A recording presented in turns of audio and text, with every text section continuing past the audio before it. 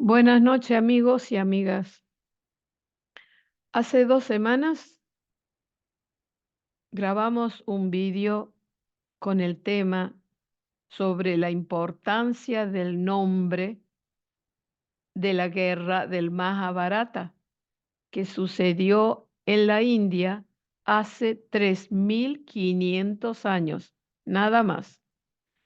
Muchas personas no sé si han comprendido la causa de esa guerra. Krishna planeó esa guerra, hizo que la gente actuara como él quería. Dice, los utilizó como marionetas em, para mostrar al mundo que siempre, aunque haya una guerra, y a veces los que tienen razón están perdiendo, pero al final salen victoriosos. Puede pasar eso en una guerra. Eh, Lo interesante es que lo que él enseña los libros, en el libro del Mahabharata, es una historia que nunca pasará de moda. Y los problemas que pasan allí o que pasaron allí se vuelven a repetir de modos diferentes, a lo mejor en la historia presente del mundo y en la del futuro. El propósito es que la gente aprendiera a vivir juntos, como digamos así, no dividida en pequeños reinos como estaban, que siempre existe el hambre, la codicia por robarle la tierra a los demás o lo que sea, con el afán de crecer y agrandar su terruño. Krishna quiso enseñar que hay que vivir con moralidad y que todos somos hermanos. Él dijo que venía a establecer la gran India, Mahabharat. Bharat es el nombre de India, es el nombre real de India. Y luego em, eso desencadenó estas historias, estas intrigas, solo para enseñar a la gente. Porque como dice el Gita, el alma no muere. Tenemos que lograr siempre hacer el bien, aprovechar nuestra vida para establecer el amor en este universo. Ya no hablamos ni de España, ni de Italia, ni del planeta Tierra, sino para establecer el amor. Primero en nuestra tierra y segundo en el universo. Entonces, el rol de Krishna ha sido muy importante y vamos a leer ahora ese capítulo, ¿ok? Aprendimos, está el videíto, yo los voy a vincular después para que hagan el seguimiento. Es un hermoso libro de 13 capítulos, iremos leyendo uno cada vez, ¿ok? Muy bien, el rol del Señor Krishna. Como ya se ha mencionado, había pequeños estados en el entonces Bharatavarsha, quiere decir el país de India. Estos pequeños estados estaban siempre en guerra entre ellos y la razón principal de la guerra no era otra que su egoísmo. Cada estado deseaba expandirse y así destruir a los demás. Por ejemplo, Angadesha, ahora la zona de Bhagalpur, lindaba con Magadha y al otro lado del Ganges estaba Vaishali. Hacia el lado occidental del río Son estaba Kashiraya. Todos ellos luchaban entre sí. Entre Magadha y Anga había una franja de tierra fértil que producía una rica cosecha de trigo, semillas oleaginosas, legumbres, etc. Como es en la estación de las lluvias, la mayor parte de la tierra estaba bajo el agua. Esto es muy común en la India. Yo me encontré una vez en una inundación y salí a la calle y me llegaba, digamos así, el agua me llegaba hasta abajo del pecho. Imagínense caminar en la calle así, porque hay muy malas desagües allí. Como es la estación de las lluvias, la mayor parte de tierra estaba bajo el agua, lo que la hacía fértil. Recibió el nombre de Amba Bhumi, la tierra bajo el agua. A causa de Amba Bhumi hubo costumbres y grandes enfrentamientos entre Anga, Magadha y Vaishali o Videha. Naturalmente, Amba Bhumi fue capturada a veces por Anga, a veces por Magadha y a veces por Videha. Ustedes saben que las personas que pertenecen a Ambu Bhumi se conocen como Ambasta. En la sociedad de entonces no existía un espíritu colectivo, ni una estructura social sólida. Por supuesto, la gente seguía estrictamente los sistemas de arte, música, danza, arquitectura y literatura dados por el señor Shiva. Fíjense, Krishna vino hace 3.500 años, Shiva vino hace 7.000 años y ya había dejado, digamos así, grandes enseñanzas. Por ejemplo, el arte, sistemas de arte, música, danza, arquitectura y literatura, dados por el señor Shiva.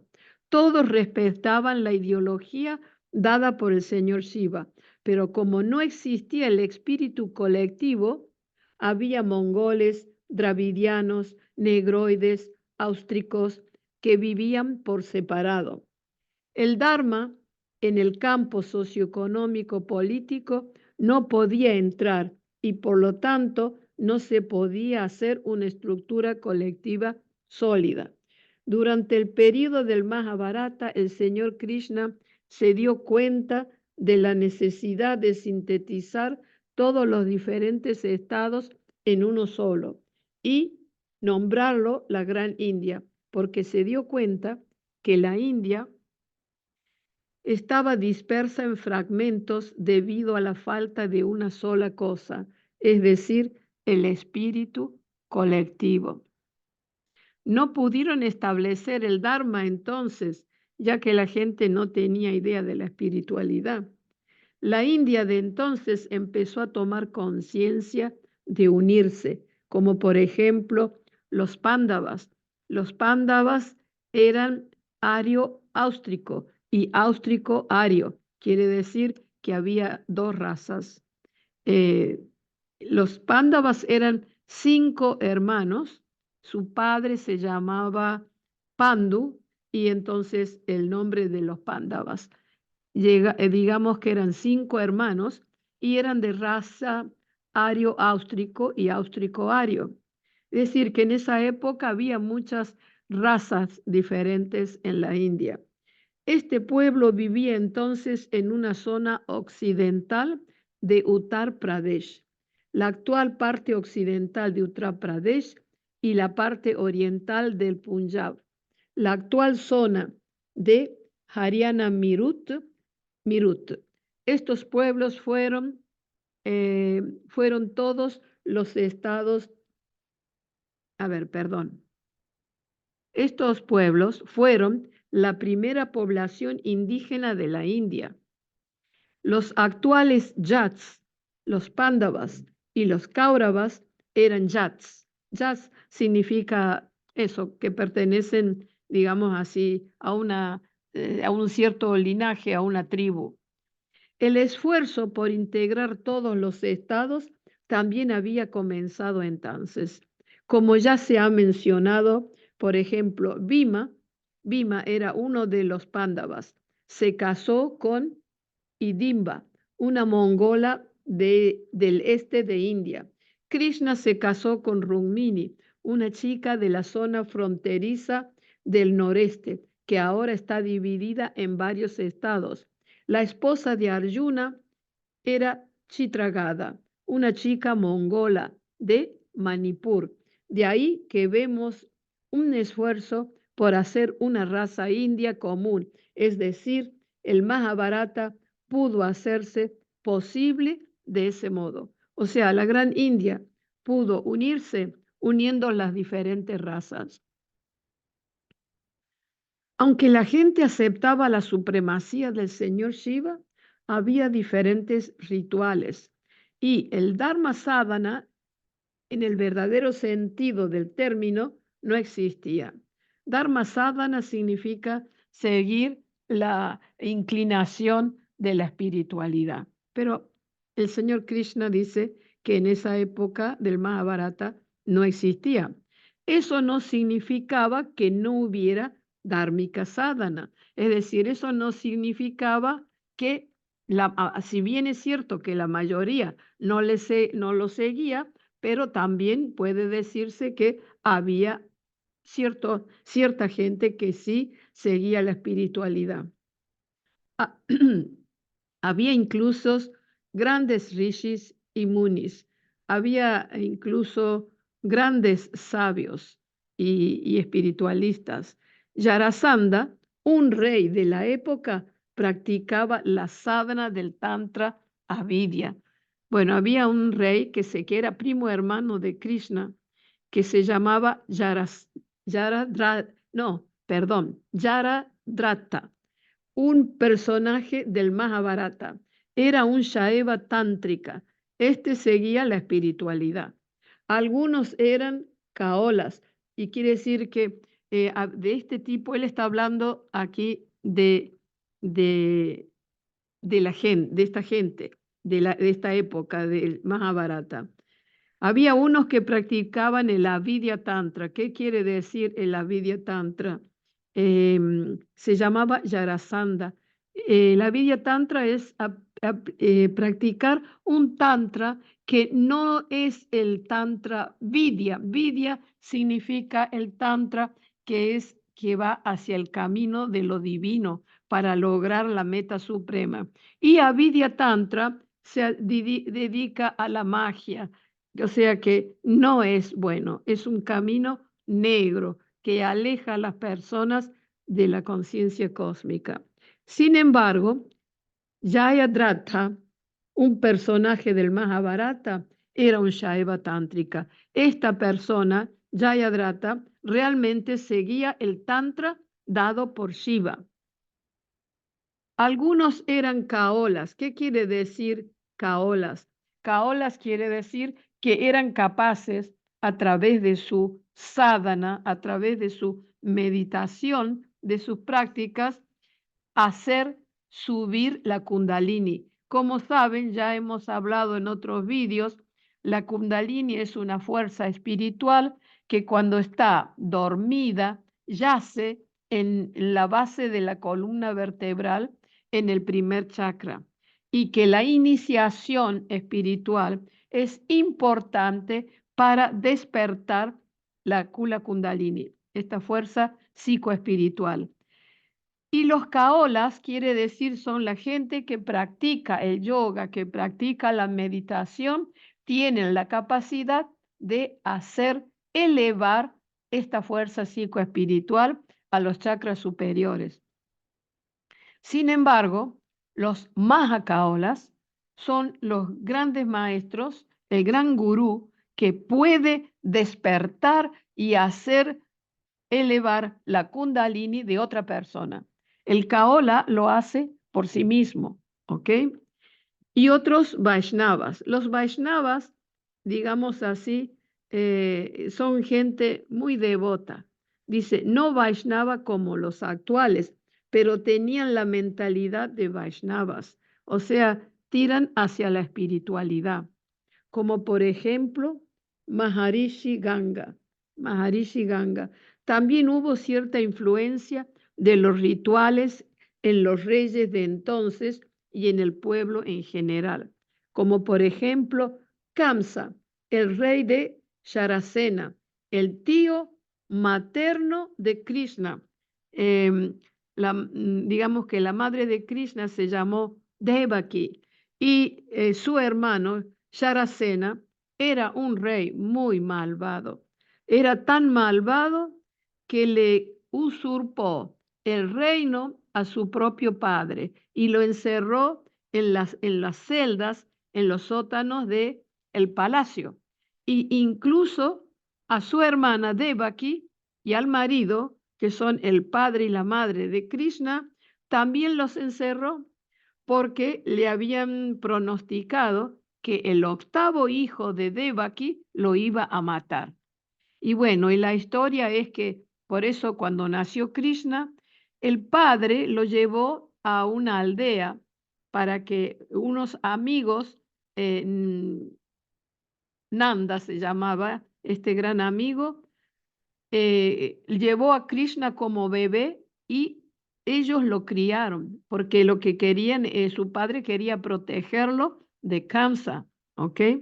Pero bueno, la historia es larga. La cuestión es que cuando Krishna está en esta aldea, eh, resulta que Kamsa, el rey malo, digamos así, manda brujos para matarlo a Krishna. Y Krishna, aunque era chiquito, él era tan inteligente que no lo pudieran matar de ninguna manera. ¿Ok? Muy bien, seguimos con la lectura. Entonces, era, era muy, digamos así, era muy rígido, el tío era muy rígido, un rey opresivo. Debido a esto, Maharishi Ganga, que era alguien que quería mucho a Krishna, tuvo que urdir una conspiración que resultó en la victoria de Krishna. Se puede decir, Kamsa había prohibido, digamos así, Kamsa, el rey, había prohibido la entrada de Ganga en su propio reino. Hubo una orden digamos así, hubo una orden de la autoridad superior a los espías femeninos y masculinos para que prepararan deliciosos platos y recibir a Maharishi Ganga. Pero realmente lo que ellos querían, digamos así, el plan de Kamsa, de este rey malo, el tío de Krishna, querían envenenar a Maharishi Ganga, ¿ok? No lo querían porque sabían que estaba del lado de Krishna. Esto debía hacerse con la intención de evitar la impopularidad del rey, que resultaba del arresto de Maharishi Ganga. O sea, el plan de Kamsa, el tío malo de Krishna, que le había usurpado el rey a su padre, quería arrestar a Maharishi Ganga y por otra parte lo quería hacer envenenar, ¿ok? Había inventado hacer digamos así, un festín con buena comida para impresionar bien, para que la gente no se diera cuenta de lo que él quería era matar a este hombre. Bien, el sistema de 4 varanas era simplemente simbólico en la época del Mahabharata, como lo era en la época vaidika. ¿Qué es el sistema de varanas? El sistema de varanas es el sistema de castas que se desarrolló después en la India, a donde están los shudras, la gente obrera que trabaja, donde están los kshatriyas, que son los guerreros, lo que hoy llamaríamos los militares, están los vipras, que son los intelectuales, y están los vaishyas, que son los comerciantes. Algún día hablaremos de esto desde el punto de vista de Sri Anandamurti, que dio una filosofía que toca este punto, pero este no es el momento de hablar en ello. Entonces, dice así, que el sistema de las 4 castas era simplemente simbólico en la época del Mahabharata, como lo era en la era vaidika. El sistema de varanas, de castas, se debía únicamente a fines bélicos en el período de los Vedas. En la era del Mahabharata, este sistema se fortaleció un poco.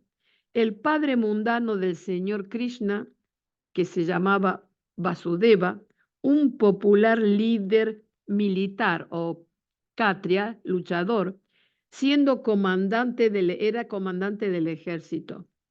Pero los guardianes del señor Krishna, digamos así, los que lo criaron, lo cuidaron, se llamaba Nanda Upananda, los primos de Vasudeva. O sea que cuando el padre de Krishna llevó a Krishna, que era recién nacido, para protegerlo a una aldea, Nanda, que era su primo, los cuidaban, los criaron completamente hasta, digamos, los 16 años, y luego ya Krishna supo que sus verdaderos padres, que era Vasudeva y Devaki, también estaban en la prisión del palacio de Kamsa, el tío malo de Krishna, ¿no?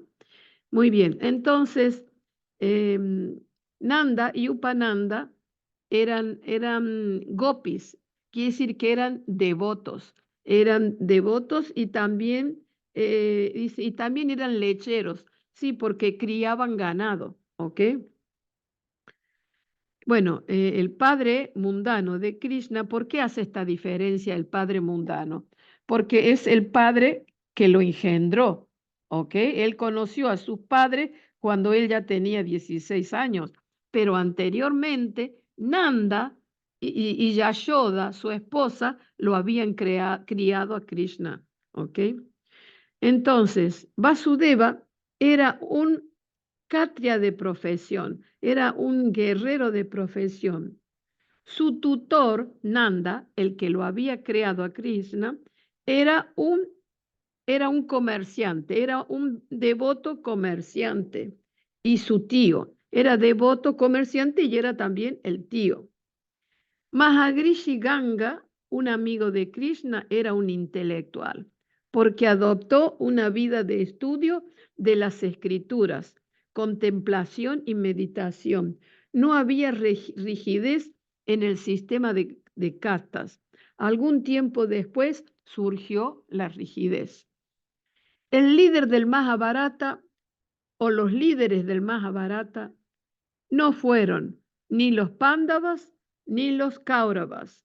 Los Pándavas son los 5 hermanos quienes Krishna los apoyaba, y los Kauravas eran los primos de los Pándavas, pero tenían un conflicto muy grande.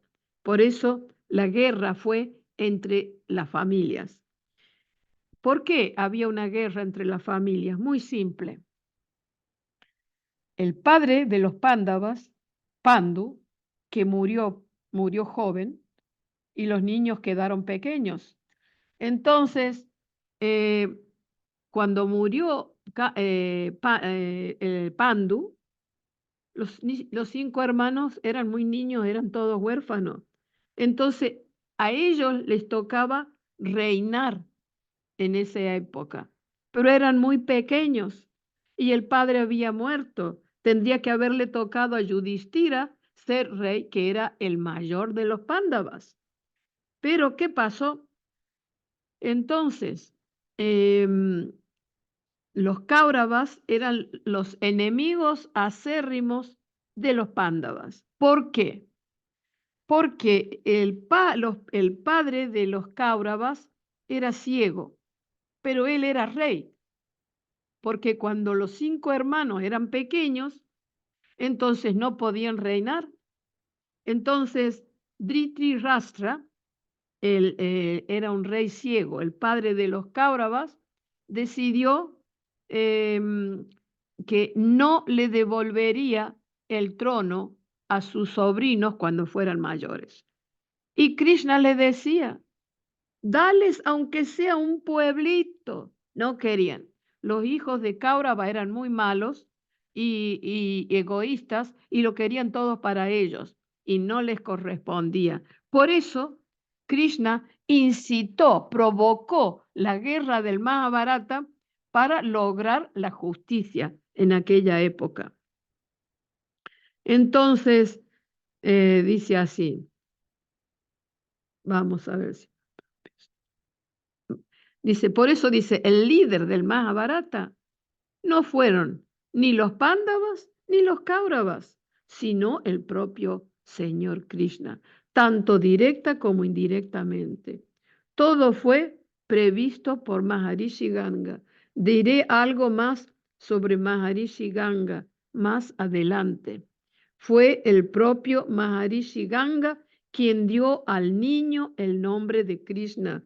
Krishna Nama Rakem, Ganga Dijanete Janiya, que quiere decir Maharishi Ganga, cuando Krishna iba a nacer, él tuvo una visión en meditación. Entonces se dio cuenta que Krishna iba a nacer, que Krishna era la conciencia cósmica misma que iba a nacer en el planeta para guiar a la humanidad. Pues así vino Shiva primero y entonces dio una filosofía, enseñó muchas técnicas de meditación y creó muchas cosas buenas. Ya hemos hablado de Shiva anteriormente. Krishna vino 3.500 años después. ¿Qué pasa? Tanto uno como otro dan, digamos, un camino espiritual, pero después con el tiempo la gente otra vez vuelve a degenerar. Entonces otra vez nace el núcleo cósmico como un niño y viene y es un niño muy especial.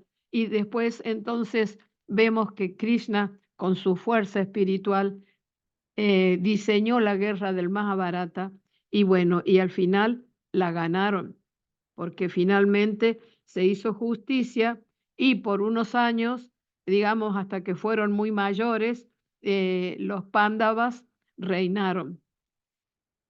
Entonces dice acá, en meditación profunda, Maharishi Ganga se dio cuenta que el que iba a nacer no era un niño común, sino que era el núcleo cósmico, y pensó que era apropiado llamar al niño Krishna. Me encantaría, chicos, que, eh, que hagan preguntas, que escriban las preguntas, que den sus opiniones, y yo encantada voy a responder. Esto es un tema muy hermoso, hay que comprenderlo y bueno, de a poquito iremos viendo cómo era de importante en aquella época que hablan, por ejemplo, del sistema educativo en la era del Mahabharata, otro habla de cómo era la medicina en aquella época, muy interesante, muy, una gran revelación. Bueno, esto es lo que les tenía digamos, para hoy, pero me gustaría que escriban preguntas. Les mando un gran abrazo a todo el mundo. Muchas gracias por estar allí o del otro lado. Y ya saben, como digo siempre, estamos al mismo tiempo transmitiendo por el Zoom. Hay unas cuantas personas aquí presentes que no faltan, todos los viernes están aquí. Y después de terminar la filosofía, ahora vamos a hacer una danza espiritual, meditar y después de eso compartimos algo personal, cada uno lo dice. Un abrazo amigos, hasta la semana que viene. Un abrazo.